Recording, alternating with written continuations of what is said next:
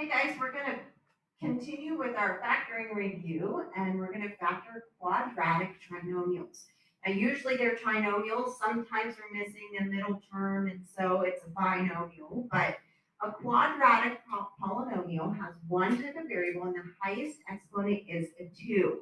So if you recall, standard form would have the x squared term first, so ax squared, a would be the number, plus b is the coefficient, bx plus c, and c would be your constant. So this first problem, I actually have it factored out. I just want to talk through and remember what this all looks like.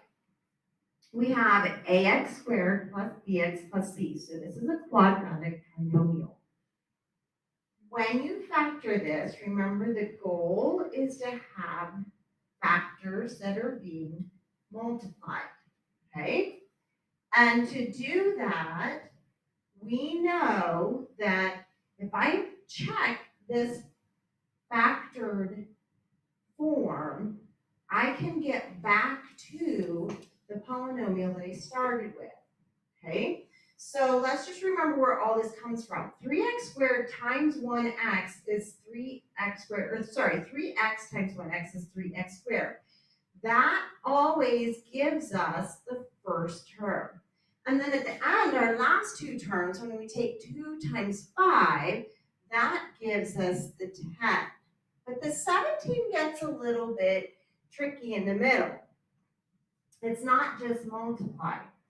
When we multiply our outside terms here, so that would give us 15x, and we multiply the inside terms, that would be 2x, those get added together. So when you combine like terms, that's when you end up getting the 17x, okay?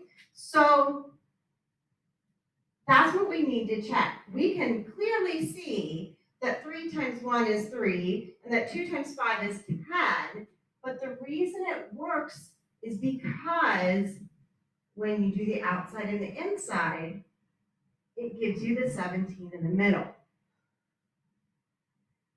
Okay? So that's what we need to check. And remember, when we check that and it all works, it makes George happy. Remember George? Right, so let's do one from start to finish. If I'm trying to factor this, my goal is to get it into two binomials, okay? So x squared, this is the easy part. We know that x squared breaks down into x times x. X times x is x squared. So that's all good. But now the 6 has options. A 6 could be a 6 times 1. If I put 6 and 1 here, that would multiply to give me 6x squared.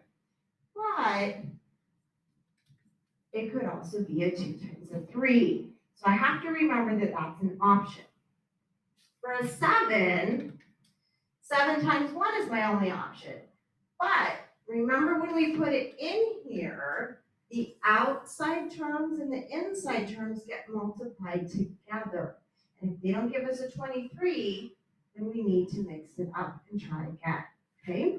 So if I checked this, I would have a 6x squared. That's good. I would have a 7 at the end. But in the middle, I would have 6x plus a 7x, and that only gives me 13, and I need 23, okay? So you gotta scrap that and say, maybe it's not 6 and 1. Maybe it's 2 and 3, okay? So that would still give me 6x in the beginning, and then the outside would be a 2x, and the inside would be a 21x, and that would add up to 23. So by chance, I kind of got it right on the second one. If that didn't work, I could switch the 2 and 3 around, or I could switch the 7 and 1, so that when you multiplied it, you got different answers. Okay? So if I look at this and I say I need everything to be positive, that would give me a positive here when I multiplied for the 7. That gives me a positive 23 when I add it up. And this looks good. Now, don't leave your answer a mess like this. Please rewrite it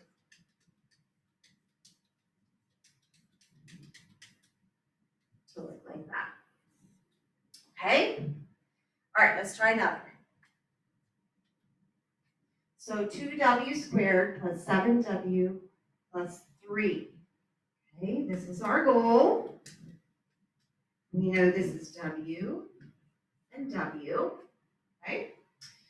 And now we look at our numbers. How can I get a 2w squared? Well, 2 times 1. I'm going to put a 2 and a 1 in there. I know that gives me 2w squared. Might have to switch it, but let's just see. How do I get a 3? It could be 3 times 1. Okay? So that multiplies to give us a 3 right there. So our first term and our last term is taken care of, but I got to get the 7 in the middle. That comes from checking outside and inside. So 2w times 1. This is just the check down here. It's not really part of my answer. Okay, we're just checking it. And then 3 times w. If I add that together, I get 6. So that's no good. Okay, but let's try and switch this. Okay, let's make it 1 and 3. So now when I check it, I get a 6w. And in the middle here, I get a 1w. And that gives me 7w. Okay, so this is what I want. Everything's positive again.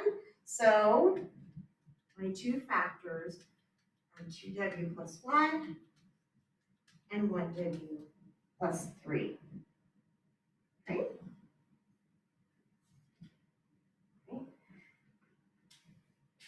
All right, look at this one. Of course, it says be careful. What's going on here? This is out of order. So the first thing you got to do is make sure that your quadratic trinomial is in the right order. Okay, so 3x squared plus 2x minus 5 is what we're looking at. That means that we have an x and an x. 3 times 1 is our only choice. For 5, it could be a 5 times a 1, or it could be 1 times a 5. And notice we have a negative here this time. If you have a negative, then that means one of your numbers has to be negative. Okay, and I don't know which one yet, so I'm going to put these in here and say maybe it's 5 and 1, and let's check this. I know that this gives me 3x squared. This right here, that's 3x squared. That's what we need. And I know that the end is going to be a 5 times a 1, but I'm going to need a negative. Let's check the inside and outside. That would be 3x. This is 5x. And I need a 2 in the middle. That would mean a positive 2. That the 5 has to be positive, and this negative 3, which came from 3 times 1, needs to be negative. Okay? So that's how you kind of work through and decide your signs. And that makes George happy. So our final answer here